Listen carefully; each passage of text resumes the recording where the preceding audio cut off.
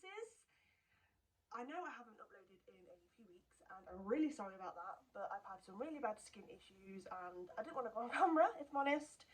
But I'm back now, my skin is a lot better. This is all makeup, but it is a lot better and I feel a lot healthier. So I've come back to do a case for you.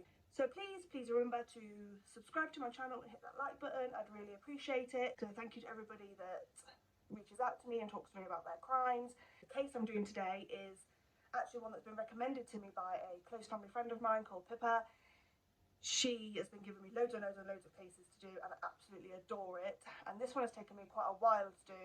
A, because I've been ill, and B, because there was a lot that I needed to look into.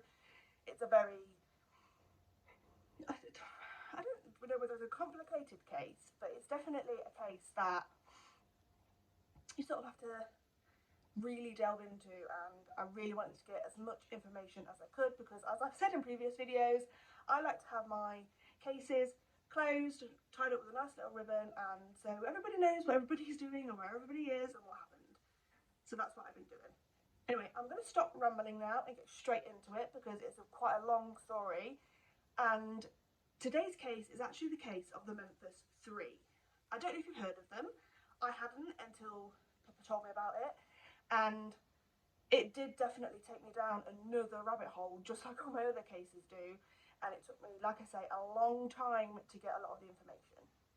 So the Memphis 3. This case takes part in 1993 in West Memphis, obviously, which is in Arkansas in America. Arkansas is a large city with an approximate population of 24,000 today. Back in those days there wasn't as many, but it was still classed as one of the largest cities in America. West Memphis itself was a religious place in 1993. Families attended churches, they worshipped God, you know, all the religious stuff that religious people do. I can't say I know because I'm not very religious myself, but you know, they did their religious thing. They were very highly into God and he is our saviour and all that kind of stuff. But at the time, so in 1993 when the case took place, the city had kind of undertones of satanic cults and they were just genuinely concerned about these satanic worshippers and Wiccans and all that kind of stuff, witches, things like that. They were worried that their town or city was being overrun by satanic cults, and this plays heavily in this case. So on the 5th of May 1993, three 8-year-old boys, Christopher Byers, Michael Moores and Stevie Branch, were out playing, doing their normal 8-year-old thing, riding their bikes up and down their street, and sort of late afternoon, the boys were witnessed by neighbours heading towards a place called Robin Hill Woods. And this was a very popular hangout place for children. There were built dens and it wasn't a very dense woods. It was somewhere where children would go and play. They would play in the creeks and they would play hide and seek and just things like that. And this is where these three boys hung out quite a lot. This was their place to go. So they were seen that day heading in their direction, which wasn't unusual.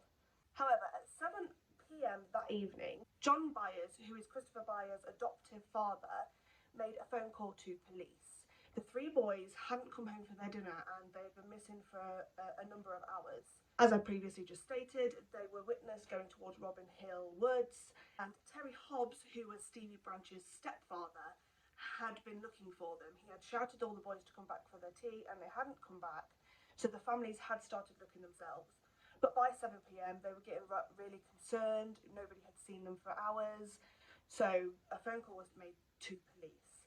Now this is where the police made their first mistake in this case. And that was that they didn't take it very seriously. Which boggles my mind because A, they're children. And B, the police are supposed to look for people. That's part of their job. But regardless, I don't know the reason why. I tried to find out. I couldn't find out. But the police didn't take it as seriously as they should. Yes, they sent out a couple of police officers to speak to family friends, to speak to neighbours, to canvass the area a little bit, but the main search was actually done by the family and their friends and people in the neighbourhood. They searched the houses, they searched the streets around the area, and they did also search the area of Robin Hill Woods. Unfortunately, nothing was found. Then on the 6th of May, the police decided, for whatever known reason, that they were now going to take this case seriously. The boys had been missing over 12 hours, so the police decided that they better start looking for them properly, I guess. And that's obviously what they did. They then started taking over the search, and they canvassed houses, and they also searched the Robin Hood Hills area.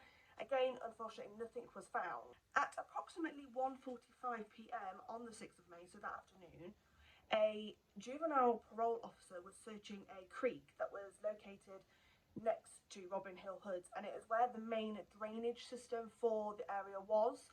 And while he was searching that area, he found a child's black shoe floating in the creek. Now, this creek was extremely muddy and it was extremely dirty, so they had to call in a specialised team to come and search the creek. So obviously they did a more thorough search, and unfortunately they found the bodies of the 3 boys inside the creek. All 3 boys were naked and they had been hogtied. I'm not going to obviously talk too much about the hogtying thing because it's not very nice to think about, but you can imagine what hogtied is. All 3 of them were hogtied, and all 3 of them had injuries to their bodies. However, Christopher Byers seemed to be the victim that was mutilated the most. He had injuries to his groin area, so to his scrotum and to his penis. He had cuts all over his body, and he had what looked like a severe head injury. Also at the creek, the boys' clothes were found, and some of the clothes had been wrapped around stakes and shoved into the muddy creek bed. Every single item was found except for 2 pairs of boys' underwear. Only 1 pair was found, and that pair of underwear did have DNA on it. It had a very, very, very minuscule semen mark on it. Unfortunately, the police couldn't get DNA off this, but this led them to believe that the boys had been involved in a sexual assault. The autopsy revealed that all 3 boys were killed by their injuries. Stevie and Michael had been killed by drowning, and Christopher Byers had been killed by his injuries to his body, and he was also known to have been drowned. And when I spoke about the fact that the police suspected that the boys had been sexually assaulted, upon examination and upon the autopsy, it was discovered that this might not be true. They couldn't find any evidence that the boys had been sexually assaulted in any way. This is a bit graphic, but what I read is that the autopsy, the coroner, couldn't find any anal swelling or anything with their front private area that would suggest that they had been touched in any way. So the victims, Stevie Branch was born to Stephen and Pamela Branch. However, when he was younger, Stephen and Pamela decided to divorce. His mother had full custody of him, and she met Terry Hobbs, I think it was at a bar, and eventually they ended up marrying. So he became Stevie Branch's stepfather. Stevie Branch also had a little sister called Amanda. She was 4 years old, and she's the cutest thing in the entire world. Christopher Byers was the son of Melissa DeFia, I think I pronounced that right, and Ricky Murray. Again, they divorced when Christopher was a little boy. He was only 4. The father didn't really have that much to do with him when he was younger. So when Melissa met John Mark Byers, she married him, and John actually adopted Christopher as his own son. He also had an older stepbrother who was called Sean. Michael Moore was the son of Todd and Dana Moore. He had a 9-year-old sister, and he lived with his parents on the same street as the other 2 boys. All 3 boys attended elementary school together. They were friends. They spent a lot of time together, and they also went to Scouts, which is something that was very common in those days. As soon as the crime had taken place, police believed that it was the work of Satan worshippers. They thought it was part of a satanic cult. When I looked at crime scene photos, I can't see anything that would suggest to me that this was part of a satanic cult, and I don't understand why they immediately jumped to that conclusion. However, they did. And doing this, they asked the juvenile parole officer to write out a list of boys that he thought were capable of doing the crime and were bad kids. They were misunderstood kids. They were bad kids. So the parole officer did do this for the police. and he pointed out one particular name that the police thought was a very good fit to this crime, and that was the name of Damien Eccles. And he was an 18-year-old local boy who, yes, he supported Wiccanism, and he was a troubled kid. He'd been in trouble before for thefts and things like that. So on the 7th of May, the police decided to bring Damien in for questioning. Damien denied even being at the location. He denied even knowing the boys. There was no reason to link him to this crime. However, he did take a polygraph test, and it came back that he was being deceptive. So the police obviously focused on him a little bit harder. They couldn't arrest him. They had nothing to arrest him on, so they let him go. But he was still very, very much the focus of the police investigation. Without finding out any more details of the crime, the police again brought Eccles in for some more questioning, and they said that he claimed to know about the injuries that the boys had received. And they found this very suspicious because they weren't convinced that Eccles could have learnt that from anywhere else other than the fact that he was part of the crime. Despite the fact that the crime was on local news every single day and the police would talk about it openly in front of him, they were convinced that he knew these details because he was there. On the day that the boys' bodies were actually found, so on the 6th of May, a young woman called Vicky Hutchison was in the police station taking a lie detector test. So she had been accused of stealing from her workplace. Now, she was a single mother to a little boy, and this little boy was also friends with the 3 murdered victims. Now, I want you to bear in mind that the boys' bodies were not found until 1:45 p.m, and she was in the police station doing her polygraph examination before 12. She was in there with her son. She had to take her son with her because she had no childcare for him. And it is noted that the son was very destructive, and unfortunately, because of his childlike behaviour, they couldn't do the polygraph test. So the detective, who was also actually involved in the murder case, sat her down and explained to her that she was in trouble and she needed to sort out something so she could do the lie detector test. But during this meeting, her son spoke to the detective, and he said that his 3 friends had been killed at somewhere called the Playhouse. Now, the Playhouse, according to this little boy, was a den that they had made where they would go and they would obviously play and do the things that 8-year-old boys do. And this little boy claimed that he had gone to the area of the Playhouse, so in the Robin Hill woods, and he had seen what he described as a man who spoke Spanish killing the boys. It's also good to point out that this little boy, when he was asked to pick out the people that had done this crime, he didn't identify any of the suspects in this case. I just want to put it out there now because I might forget to say it because it's just right. So during this meeting, Vicky Hutchison was told that Eccles was a suspect in this crime. Now, Vicky knew Eccles from around the neighbourhood. She knew of him, she'd spoken to him, and she offered to play detective in this case, and she offered to wear a wire and get a confession out of him. And the police jumped on this chance. They thought this was a brilliant moment to catch Eccles red-handed, and then the case would be solved. Because during this time, the police were under immense pressure to solve this crime. The townspeople were obviously furious. They were upset, they were devastated, and they wanted the people responsible for this to be punished.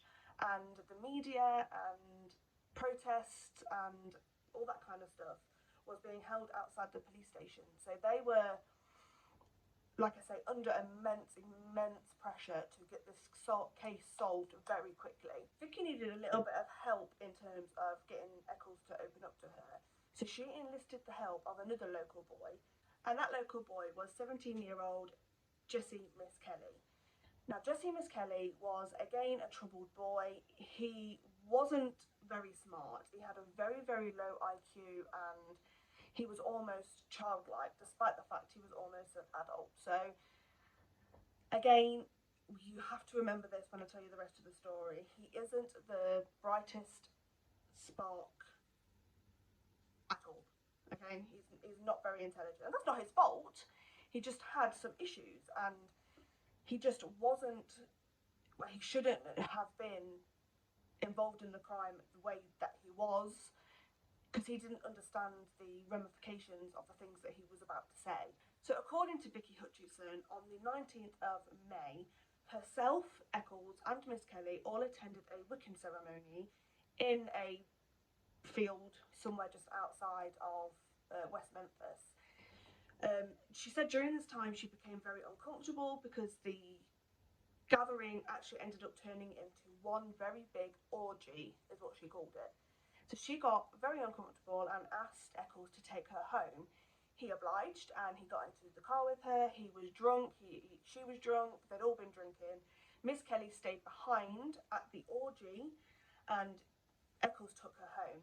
She then says that he confessed everything to her that he had done. He described in detail what he had done to the boys and he was proud of it and he was bragging about it.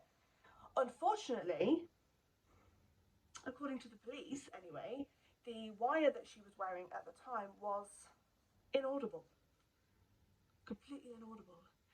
However, later Vicky would say that the recording itself was perfectly fine and that Eccles hadn't actually confessed to the crimes, but she had told the police that they had because she was under the assumption that if she didn't get this confession out of Eccles, then the police were going to take her child from her, because according to her, that is what they told her.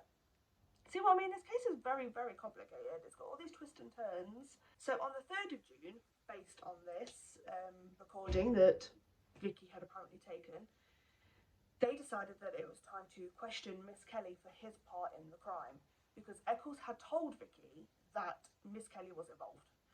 So they brought him in for questioning. They got permission of his father because he's a minor, and the father said, yes, I'll take him down there, but I don't give you permission to question him by himself. The police decided not to hear this, and they questioned him anyway. He was by himself, he was under the age of 18, and he was questioned for a grueling 12 hours. For the first few hours, he had denied all knowledge, he didn't know what they were talking about, he was confused. The police obviously read him his Miranda rights, and he said that he understood what they meant.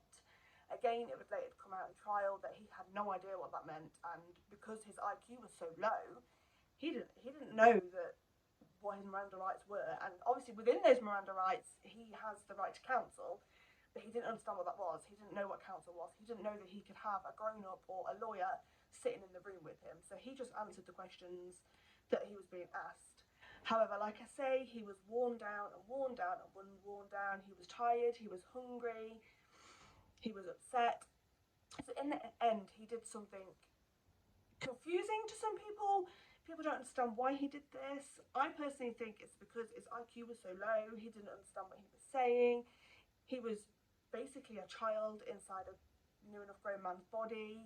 He didn't have any counsel, and there was police just bombarding questions at him, questions.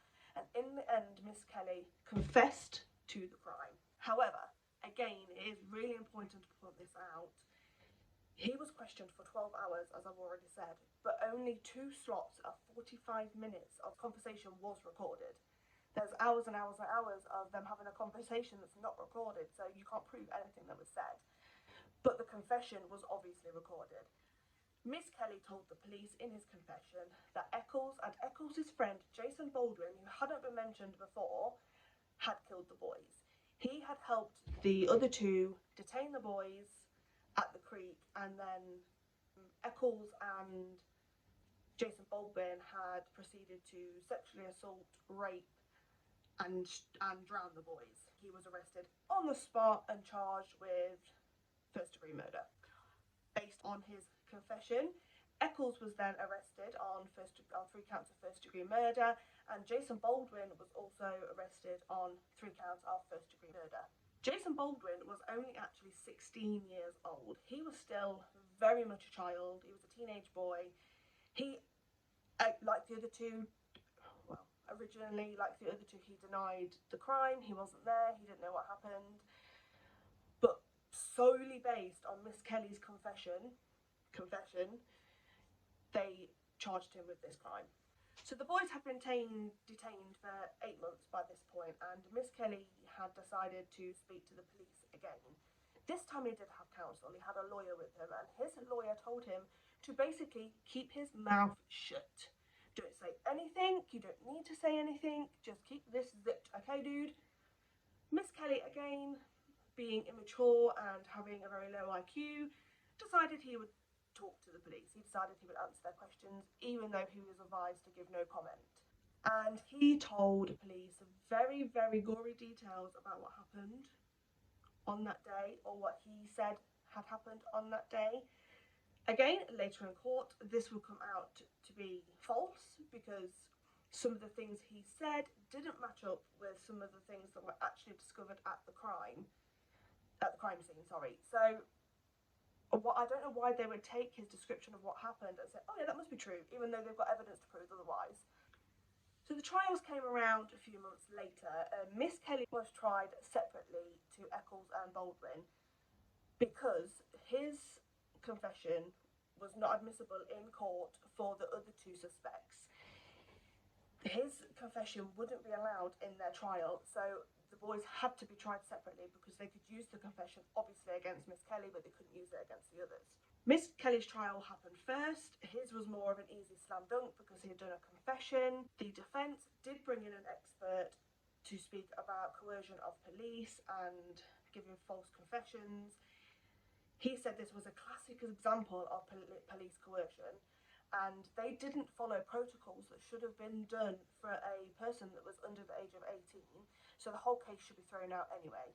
And experts also said that the confessions didn't match up.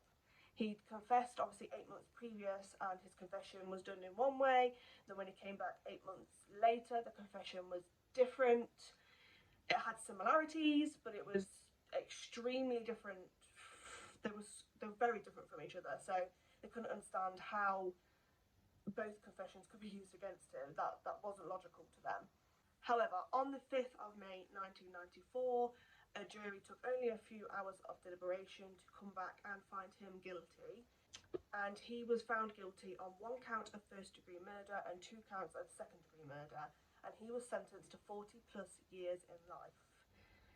I've seen some of the trial footage and he didn't react, but again, his IQ is so low, I don't think he would know how to react. His family were obviously devastated, but the victim's family, very, very happy, obviously. A couple of weeks later, it was the turn of Eccles and Baldwin's trial, and this trial was very, very similar. They brought in experts for both sides.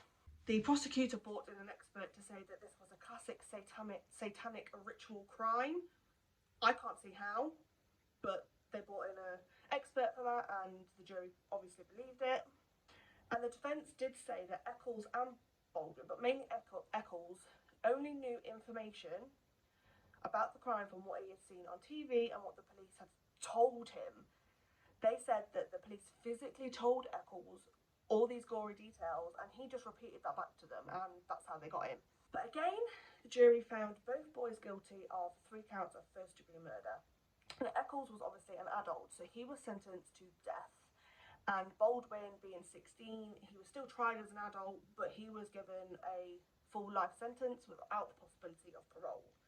I just want to touch quickly on the flaws that I found in this investigation while I've been doing my research, because I want you to have a broad example of what I'm trying to say.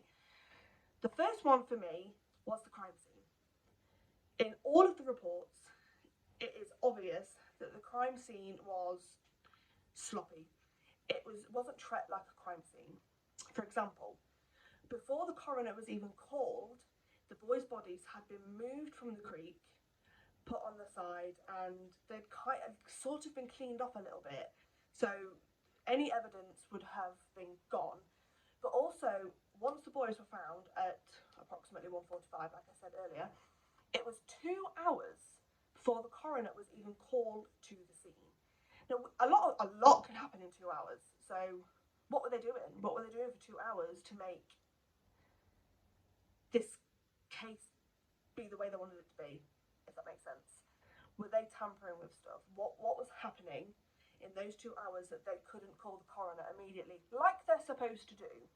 Also, because they'd moved the bodies and they hadn't called for the coroner for 2 hours, the coroner couldn't determine an exact time of death, because he couldn't tell when the rigor mortis has set in, because they've been left too long. And also the bodies had been exposed to sunlight and insects on the ground, so the bodies were possibly in a worse condition than they would have been if he'd arrived 2 hours sooner, or if they'd been left where they were found. And also, the coroner's investigation is another thing I want to pull up on. This was called in court as a substantial coroner case. So the coroner didn't do his job properly, is what they're saying. For example, there was blood found at the scene, but it wasn't ever tested. They just kept it in a bag. And speaking of the bags, they didn't actually use forensic bags to collect the forensic evidence. They used supermarket bags. Brown bags that they got from the supermarket, and in some of the photos that I saw, you can actually see the supermarket name on the bag. So if that's not substandard, I don't know what is. And another thing I wanted to pick up on was police records. The police records were not kept how they should be kept. In fact, a lot of the police records have now been lost. They can't be traced. For example, the video recording that Vicky Hutchinson did of Damien Eccles at the beginning of the investigation now somehow has disappeared. And she has come forward, obviously, since the convictions and confessed to the fact that she lied. This never happened. The police said the tape was inaudible, but she knows it wasn't, and now all of a sudden that tape is missing. That's suspicious. Very suspicious. And also, like I've already mentioned a few times, the police were under immense pressure to solve this crime. So I think they could have dragged anybody up off the street and tried to make that person fit into the crime rather than having the crime fit into that person, if that makes any sense. The boys entered a plea in 1993, immediately, basically after their sentence, because another suspect had come up. This suspect was John Byers, and that's Christopher Byers' adopted father. During the trial, a Hollywood team, the director and all those kind of good stuff, came over to West Memphis to document everything. And during this, John Byers was obviously very aggressive, and there's a clip of him where he's shooting at vegetables or something like that, and he's saying that they're each of the suspects' names, despite the fact they're children. He's just a very aggressive person. And also, during this time, he handed a knife to one of the directors of this documentary. Now, once they finished filming the documentary, they obviously went back to Hollywood, and they remembered about the knife, and they looked at this knife. And this knife looked like it had blood on it. So they immediately sent this knife back to West Memphis to be tested. And in all credit to the police, it was. And initially, the knife brought up a mixture of blood of John Byers and his son, Christopher. So obviously they questioned John about this, and he claims that he doesn't know why Christopher's blood's on there, but he used the knife to cut up deer to eat because he was an avid hunter. But what's interesting to me is that the police said to John, well, do you think that Christopher could have put the knife up and accidentally cut himself? And John was like, I mean, that's possible. That could have happened, yeah. We'll go with that. How does that even work? However, they did test the blood on the knife for a second time, and the second time it did actually come up inconclusive, so that's suspicious as well.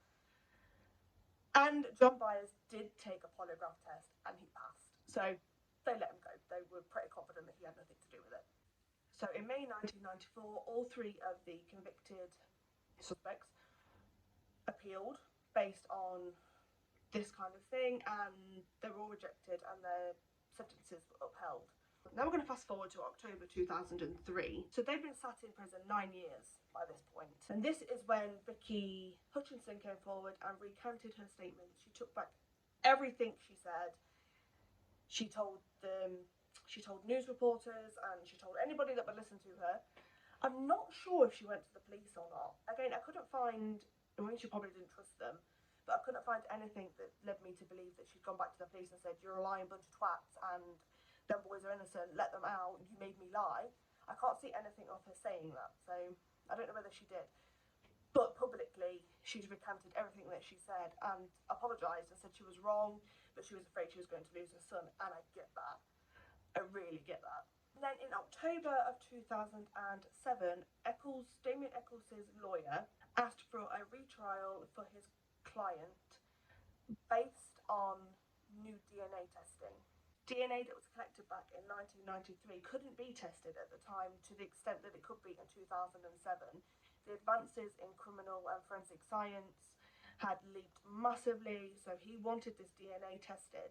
The DNA was tested, and none of that DNA that they found at that scene, which included 2 hairs and blood, linked any of the suspects to the crime. There was no physical evidence.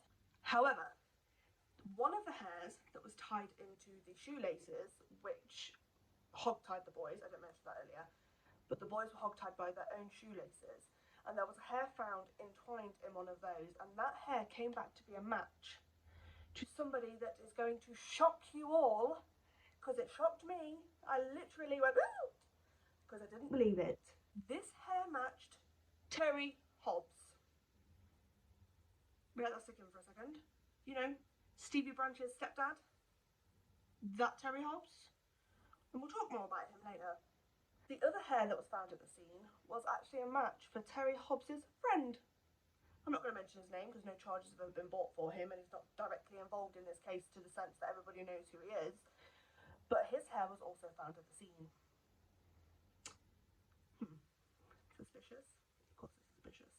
In 2008, another discovery actually came to light, and the foreman of the jury in the case of Eccles and Baldwin, it was discovered that he had told the other jurors about the confession that Miss Kelly had made. As I mentioned earlier, this was admissible in court, and the jury were not supposed to know about this.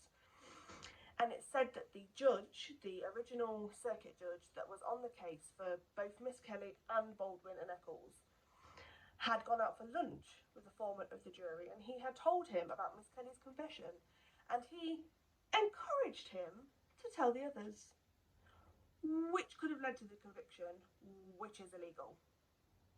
That wasn't supposed to happen. Unfortunately, in September of 2008, the request for the retrial based on the DNA evidence and the evidence of the foreman of the jury doing his job wrong landed on the desk of the original trial circuit judge. Great! That was never going to go well. Obviously he denied the claims. He upheld all the convictions because he thought they did it. And the reason that he put on the form as to why he denied it is because the DNA evidence was inconclusive. Where did you find that information? Because that ain't right. Obviously the lawyer was furious, so he decided to take a appeal directly to the Arkansas Supreme Court, as he should. But that took until September 2010 to actually get to Supreme Court, so they've been in there a long time by this point. The Supreme Court heard verbal arguments for both sides. They brought in the prosecution, they brought in the defence for all 3 suspects, and he heard verbal arguments on both sides. In November of that year, a lower court judge, so not the circuit judge, was asked to look at this case because the Supreme Court were very, very, very suspicious of the circuit judge. They couldn't understand why he'd made the decisions that he had made. They also didn't trust the fact that they'd heard that he'd spoken to the foreman of the jury at the case where he shouldn't have. So they decided to take him away from the case and bring in a lower level judge to look at the whole thing as a whole. And then thankfully in December 2010, a new Senate was elected in that area. And because of this and all the controversial against this circuit judge that had done all the stuff that he had done, the Senate decided to get rid of him and bring in a new circuit judge. Yay! Then we jump forward to August 2011. Obviously the legal process takes a very long time anyway, but it just feels like it's taking extra long when these boys, in my opinion, are clearly innocent. It just took a very long time, but eventually we do get to August 2011. After months and months of negotiation from the prosecution and defence, trying to not take it to the Supreme Court, I guess, because the implications would be bigger, Eccles, Miss Kelly and Baldwin all agreed to enter something called an Alfred plea. An Alfred plea is basically they verbally acknowledge their innocence whilst knowing that the prosecution have enough evidence to convict them. which is obviously obvious because they had already been convicted and spent numerous years in prison, sorry. So it was obvious to them that they had enough evidence to possibly convict them again. They didn't trust it, so they decided to enter the Alfred plea. Obviously, because of this, the Supreme Court trial wasn't needed, so that was completely dropped by everybody. They were still granted a new trial in the normal courts, and in the normal courts, all three men attended and entered the Alfred pleas. And the court, who was the new circuit court judge, who wasn't the old guy that was a bit of a knob, he was a new guy, he accepted their plea deals and they were all sentenced to time served. Unfortunately, this means that the charges still hang over them in some aspect. They were never ever exonerated. They are still technically criminals. They're in the criminal database because they entered the plea that they entered, but they were free to go, and they walked free that same day after spending, what is it, 2011, so 2003,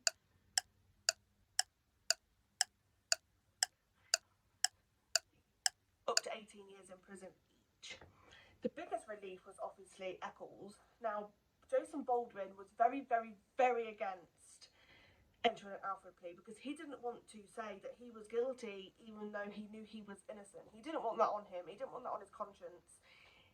But he, after speaking to his lawyers and things, he decided that it was the best option to take for his friend, for Damien, because Damien was currently serving on death row and he'd already been there 18 years, and he didn't want to put him through all of this when he might even be executed before they had a chance to get to a new trial.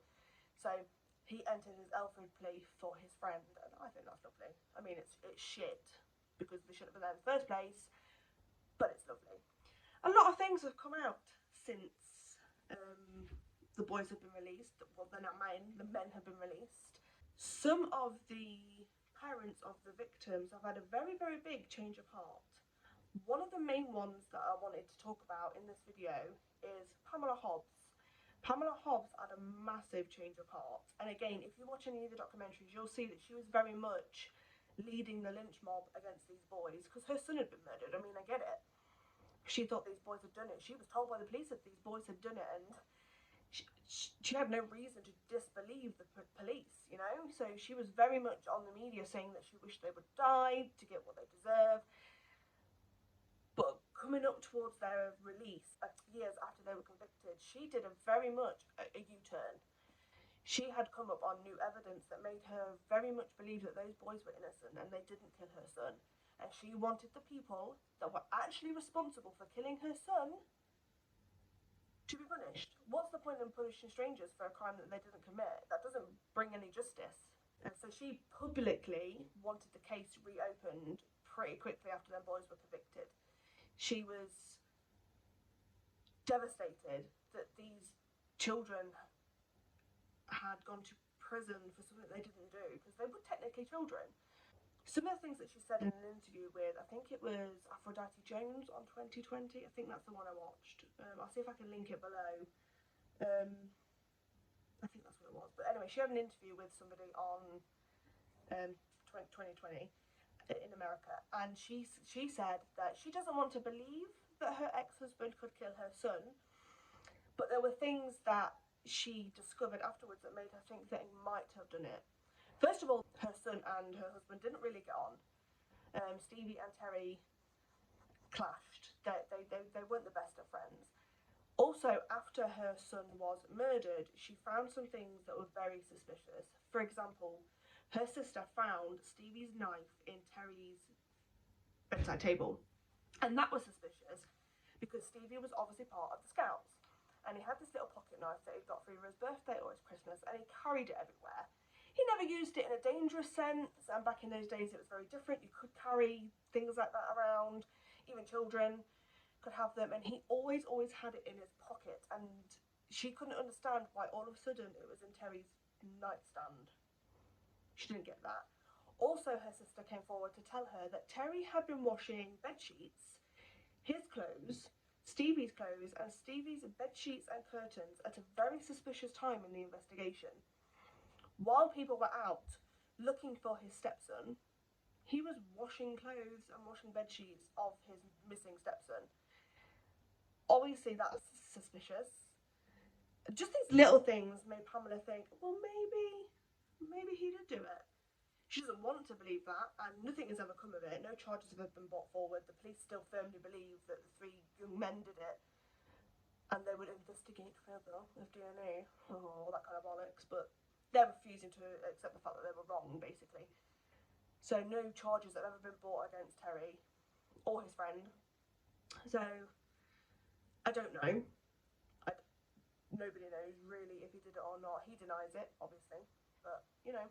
Also, John Mark Byers, who was a suspect during some of the investigation, also came forward and said that he felt the boys were innocent. He never gave a reason why, but he did say that he thought that the boys were innocent and they hadn't done it. And he also, along with Pamela Hobbs, joined a campaign to get the boys released and get the actual people that committed the crime punished for this. Sadly, Byers actually died earlier this year in June, July. He died in a car accident, so we'll never know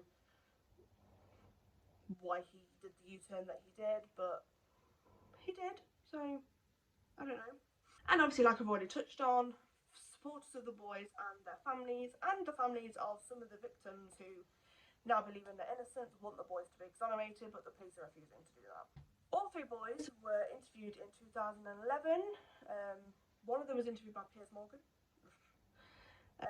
They've all moved on with their lives. This obviously hangs over their head continuously, and they'll always be known as the Memphis Three.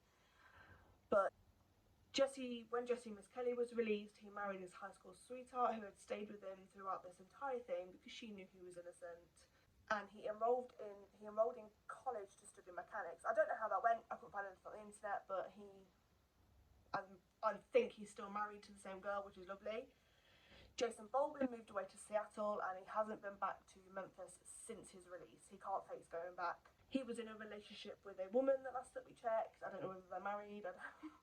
I don't know much. You can't really find much these days. And at the time of this interview, he intended to go to college to become a lawyer, and I really hope he did. And I really hope he's doing really well with that, because he's probably going to be a defence lawyer, and he's going to flip and smash it because he knows how it works. And Damien Eccles moved to Salem in Massachusetts. He also got married. He wrote a book while he was in prison, which again, I'll try and see if I can link below. You can buy it on Amazon. That was released in 2011. It obviously did very well. He obviously spoke about his time on death row, and during his interview with Piers Morgan, he spoke about the future and how happy he is that he's been released. And he knows that he's not been exonerated, but he can finally move on with his life. Isn't that nice? I definitely 150,000,000% think those boys were innocent, and they were set up to fail from the very beginning by the police.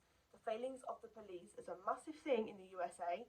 It's still going on today. The police need to get their bloody acts together, and I'm sick of seeing documentaries of people being arrested, charged, and sent to like death row, some of them even being executed, and then afterwards finding out they're innocent because the police are desperate to solve a crime. Sort it out, alright? Sort it out. It's embarrassing.